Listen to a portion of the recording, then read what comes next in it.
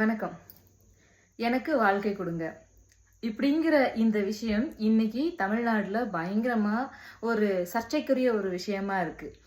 இந்த வாழ்க்கை கொடுங்க அப்படின்னு சொல்லக்கூடிய வார்த்தை எனக்கு ஒருத்தர் கமெண்ட் போட்டிருக்காரு. நான் அதை பத்தி மட்டும்தான் பேசுறேன். வேற யாரை பத்தியும் நான் இங்க பேசவே கிடையாது. விஷயம் தெரிஞ்சுக்கோங்க. ஒருவருக்கு இன்னொருவர் வாழ்க்கை கொடுக்கறதுங்கிறது ரொம்ப செய்ய முடியாத ஒரு காரியம். ஒரு வாய்ப்பு வேணா கொடுக்கலாமே தவிர உனக்கு வாழ்க்கையை கொடுக்கலாம் அப்படிங்கிறது ரொம்ப முடியாத ஒரு விஷயம். ஒரு ஃபேமிலியில இருக்கோம் அப்படின்னா, ஒரு பெண்ணாக இருந்தீங்க அப்படின்னா, ஒரு ஒரு ஆண் உங்களுக்கு வாழ்க்கை கொடுக்கறதாக நீங்க நினைக்கிறீங்க, இல்ல அவர் நினைக்கிறாரு அப்படின்னா நிச்சயமா அந்த ரிலேஷன்ஷிப் ஒழுங்காவே இருக்காது. அதே மாதிரி ஒரு ஆணாக இருக்காங்க அப்படின்னா, அவங்க ஏதோ ஒரு காலகட்டத்தால ஒரு பெண் வாழ்க்கை கொடுத்தாங்க நமக்கு அப்படிங்கிற மாதிரியான மனநிலையில இந்த 2 பேர் இருந்தாலும் அந்த ரிலேஷன்ஷிப்பும் நிச்சயமா நல்லா இருக்காது.